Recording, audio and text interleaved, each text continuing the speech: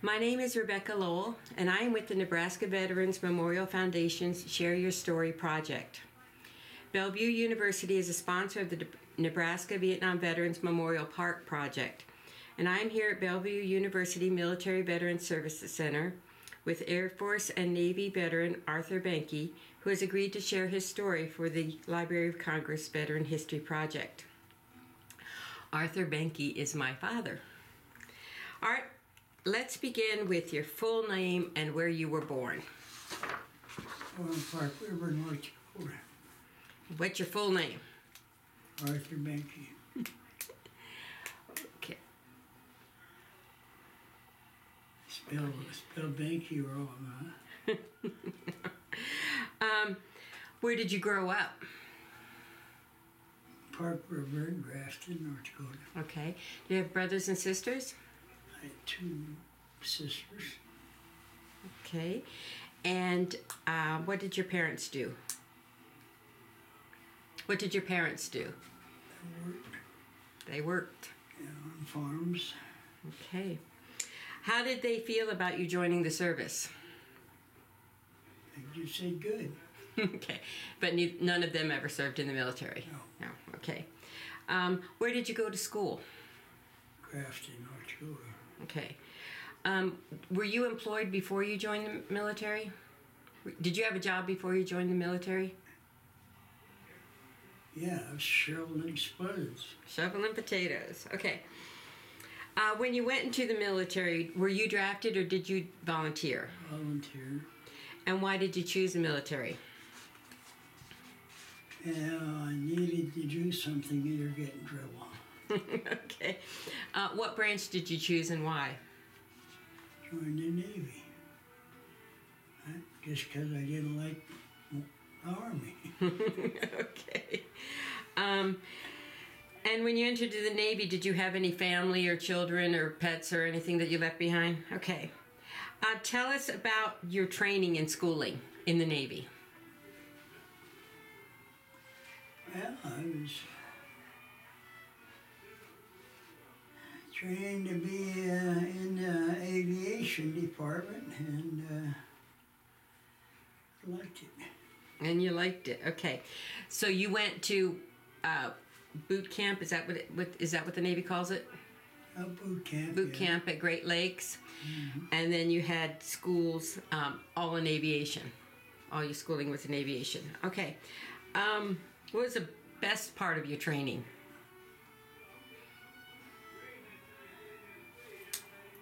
Well, when I made it to Pensacola, but Pensacola sent me to one of their outlying fields, which was in Milton, Florida. Okay. And stayed there for a couple months or a couple of years. Then I went to Adak, Alaska. Okay. Did you receive any specialized training? Like any training that you got a certificate for? Firefighting, anything like that? Well, I'm pulling guys out of the airplane when it was fired, but okay. I never did because I just went and had the dummy in there for training. So, okay, and then because you were aircraft crash, fire, and rescue, right? Yeah. In the Navy. Okay. Did you have any particular equipment that you had to work with and get certified on? Fire truck. Fire truck. Okay. What was the hardest part about your training?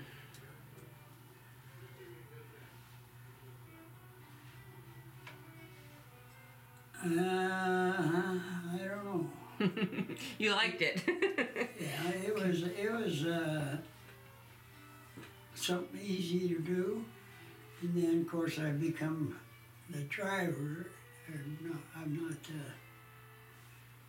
became a driver, which was a different situation. Okay. What was the hardest part about adapting to military life? Military. The military. What was the easiest part? Oh, they weren't that bad. Okay. So, while you were in the Navy, where did you serve? Tell us from getting out of boot camp, where did you go and what did you do? I went from there to Norman, Oklahoma, to Memphis, Tennessee. And that was all training?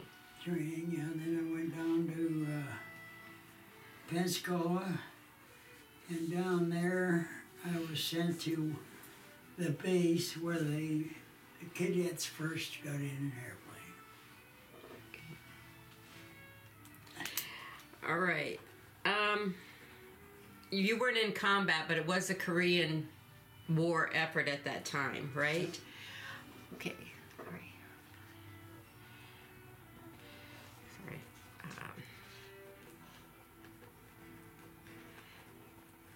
All right, then, was there anything particular about it being Korean War veteran that experience that changed you or affected you? Well, they just had different rules and regulations that I had to follow, and that was all I understood. Just follow the regulations.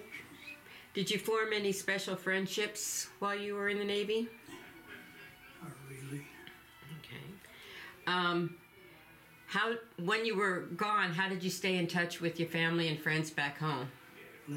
Letters. Okay. When you weren't working, what did you do for recreation? Go camping and go swimming, in the Gulf. Okay. All right.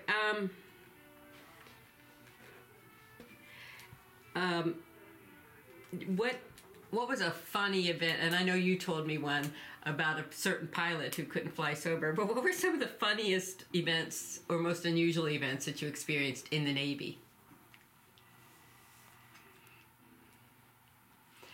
Tell us one about the pilot who always showed up drunk and slept it off.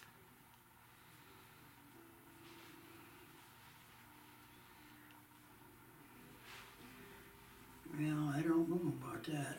But see, I'd never seen the pilots. Okay.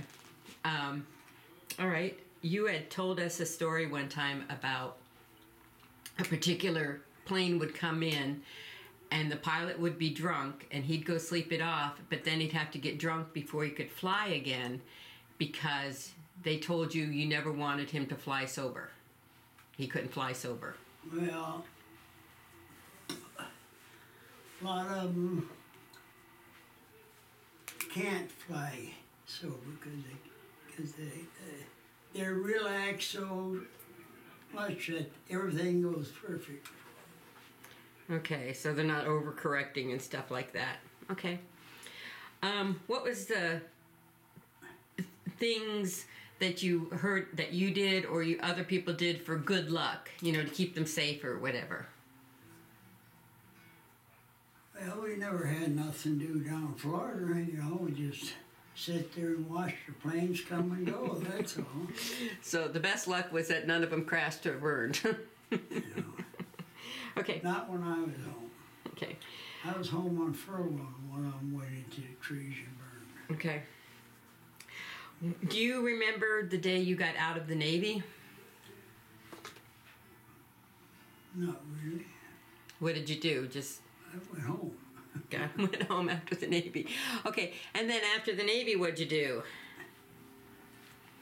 I made the mistake of going in the Air Force. Okay, when did you enter the Air Force? Within 90 days of I got out. That's like 1957, right? Huh? 1957, right? Yeah. Yeah, okay. So, did you form any friendships or camaraderie in the Air Force? No. And did you go to any additional training while you were in the Air Force? Gas truck driving. Gas truck driving, okay. And then, where were you stationed in the Air Force? I was in San Antonio for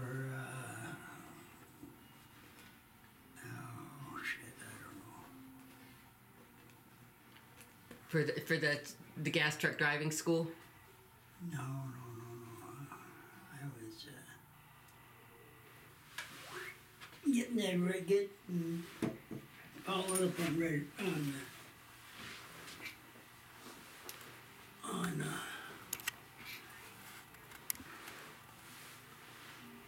regulations in the Air Force. Okay. All right. And then after that, your regular duty station was? McGuire Air Force Base. You don't like that at all. You didn't like that at all, did you? 44 months I spent there. What was that like up there, New Jersey? Well, it was bad for a white person. Okay. And I do understand that the Air Force was all pro, what's that word I was thinking of, where they, non-traditional. They were putting women and people of color into jobs that they wouldn't normally be working in. And that was detrimental to you. Okay. While you were in the Air Force, did you get married or have children? I got married and had 3 children. 2. I was a civilian baby. Okay, but you were, Mom was pregnant when you got out. Did you, after you got out of the Air Force then, what did your family and your community think of your service? I just found a job and took it, and I did it for years. Yep, you became a master mover. Master mover, truck driver. Yep. Okay. That's awesome. I have to try. I know growing up, you continued. You had more children and everything. Do you think that your service, the discipline or whatever that you learned in the service, contributed to you becoming a successful truck driver, mover? No. Did any of your service affect the way you relate to other people? Probably, but can't decide why. Do you go to like veterans clubs or things and sit around and okay? Have you attended any reunions? Had you attended any of the reunions? Did you take an honor flight? One of the honor flights to Washington, D.C.? Oh. Didn't you go from Minnesota to Washington, D.C. on an honor flight? I've never been on it. You've never been on it. Okay. While in the military, did you learn any life lessons? How to put out a fire. How to put out a fire. Okay. And then the military, how does it make you feel about patriotism and war and things like that? Well, being out of stateside, they never mentioned the war. They never mentioned the war. Okay. How do you describe patriotism? What do you think patriotism is? How do I what? Define patriotism. Patriotic duty. How you feel about your country. What does that mean to you? Well, that meant that I was a minor, military. You were a minor in the military.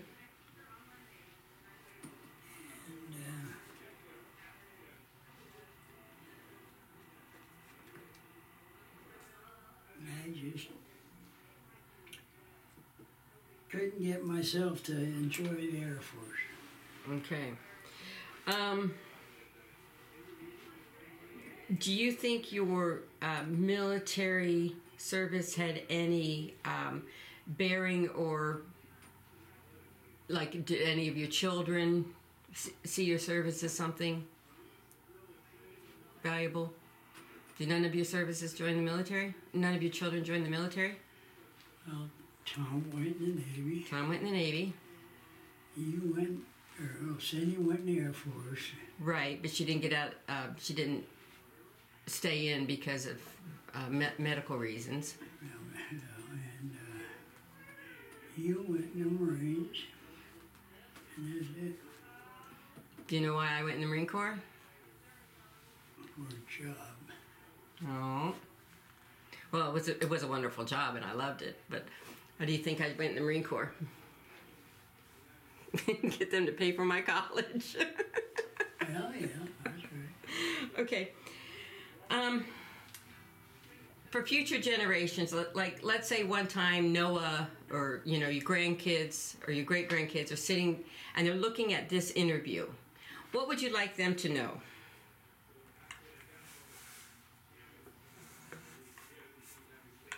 Well, I don't know. Okay. The military has changed so bad that I wouldn't suggest them going into the military. How do you feel it's changed? Huh? How do you feel it's changed? What do you think has changed in it? I guess mainly because they were prejudiced against the white. Okay. You felt they were prejudiced against the white. Okay. Is there anything about your military service that you want to talk about that we haven't talked about? Well, I enjoyed the Navy.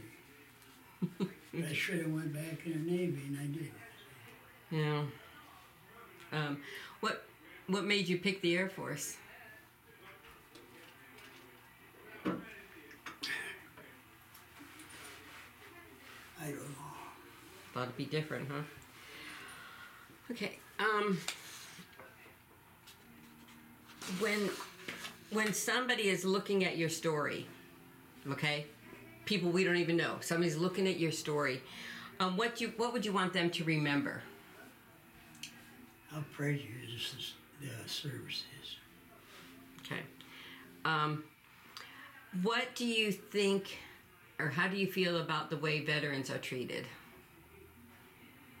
Well, it depends on the veteran. As a whole, how do you think veterans are treated? Well, I don't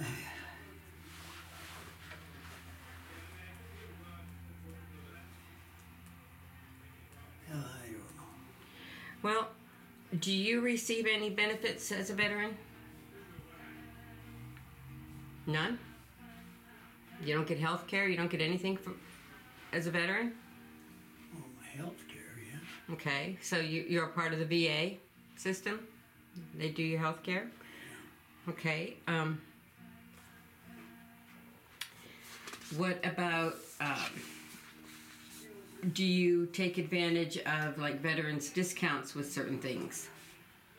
Well, I go to the hospital. Go to the hospital, to the VA hospital. I go to the military side of the hospital. Right. Okay. So that saved you hundreds of thousands of dollars in medical care as you get older. Do you, when you're at the VA, how is the veteran from today different from the veterans of your time? What are you seeing what are you seeing different?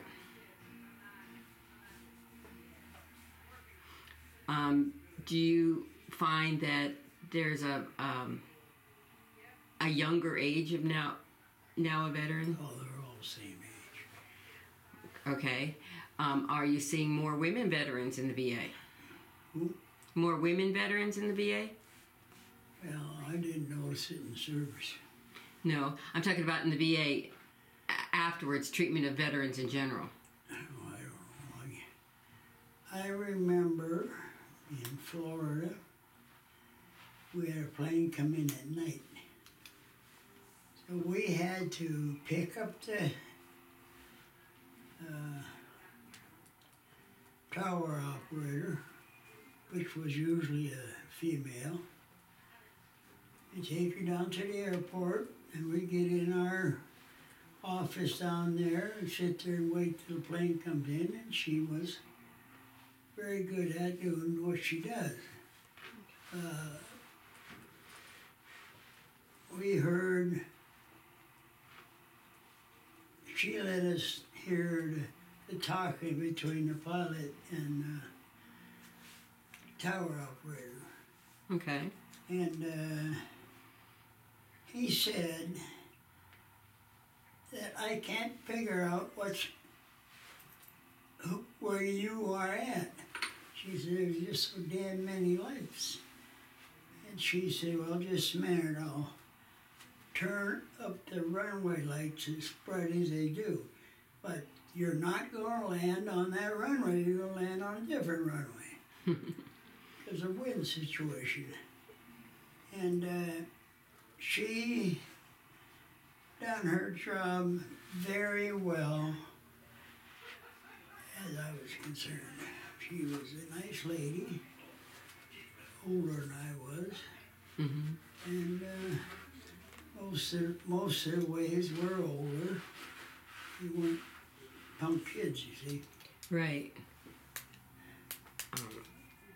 And I was down there in Florida. There was a bunch of guys from New England, and they'd go to the club.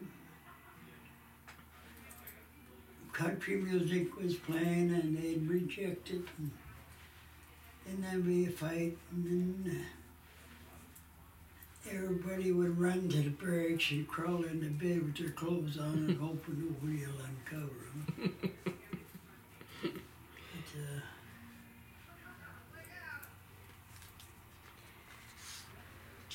That's what they lived with. You like the country music. Huh? But you like the country music. Yeah. Okay. But I never went to the club. Oh. Because of every time there's a fight, and I don't want to get involved in it. Okay.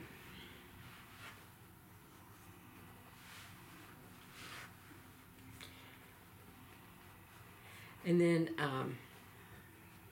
that's the kind of fun stuff that we don't normally hear. So, are there any more kind of incidents like that you remember?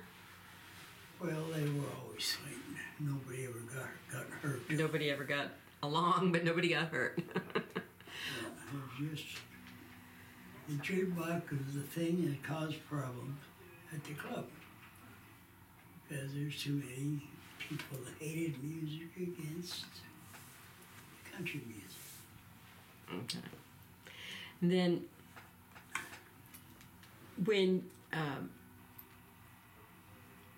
tell us about when you met our mother. Met what? Our mother. My mom. Well, I was a baby. You were a baby when you met my mom?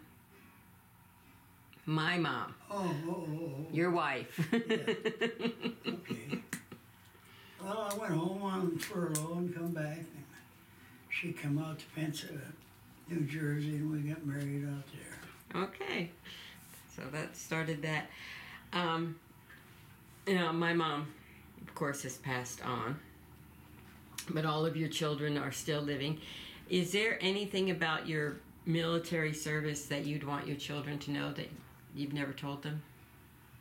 Well, I enjoyed myself when I was in the Navy, because I was working with different people. Now, you got into the Air Force, there was that can't work together. It was just you by yourself.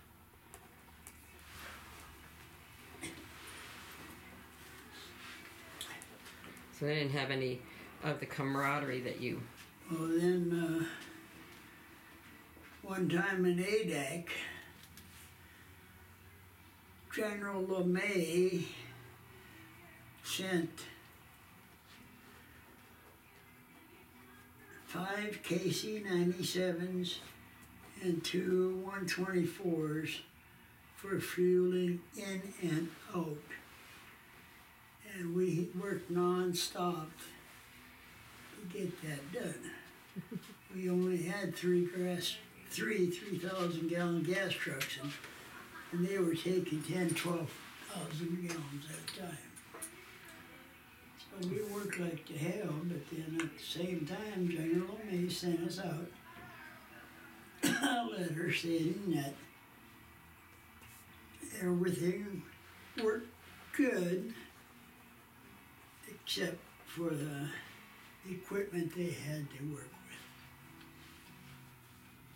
with. Cool. And so that was, when they sent that out, that was in support of the Korean War. I don't know. All I know is that they were going up to meet some planes that needs fuel. Okay. And that's all I know. You just did what they told you to do, huh? Well, you know,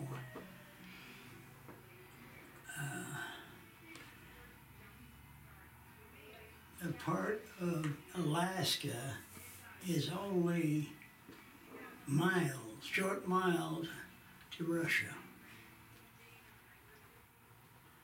So you had to, there was a lot of protecting airspace and all that kind of stuff, huh? Yeah, okay.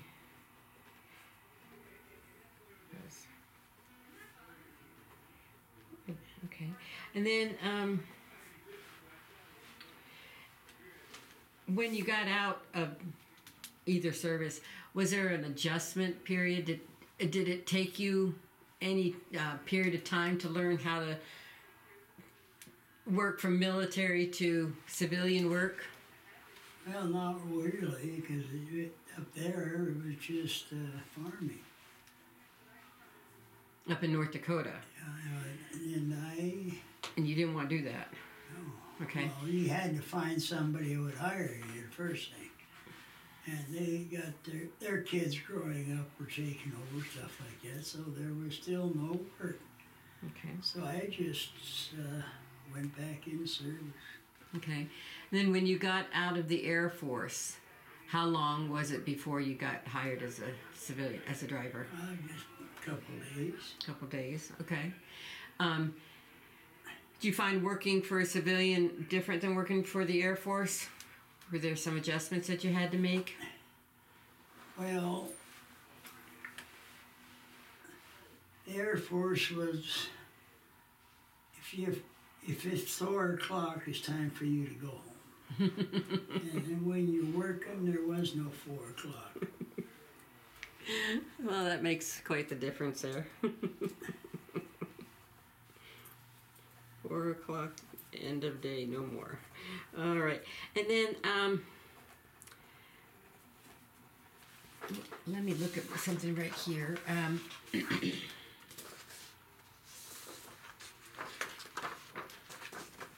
Sorry, I'm fluffing here through my pages. I'm missing a page.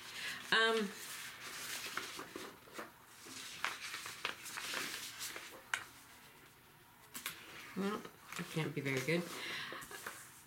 So when someone is online and they're just watching these interviews, because they'll be able to do that through the Library of Congress and stuff like that. They're non-censored interviews.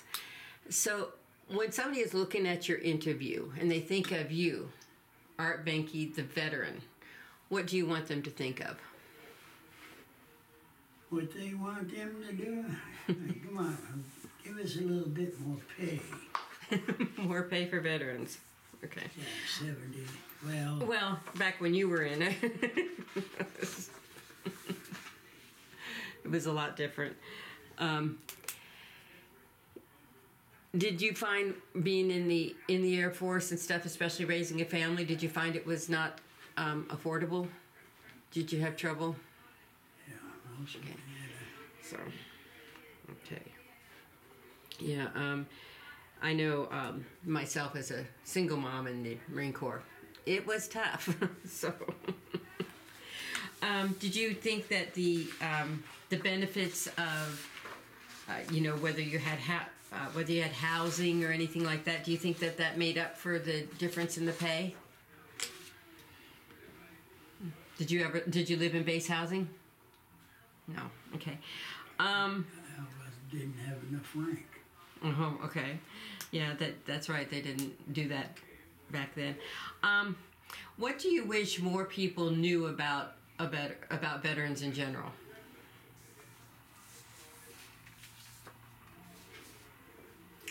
I don't know. Okay. All right. Can you remember any of the fight songs? Can you remember any of the fight songs? Anchors Away, Wild Blue Yonder. Okay. All right. Well, I want to thank you for taking the time to share your story and the recollections of your military service. And I want to thank you for your service. You have a wonderful day. Thank you.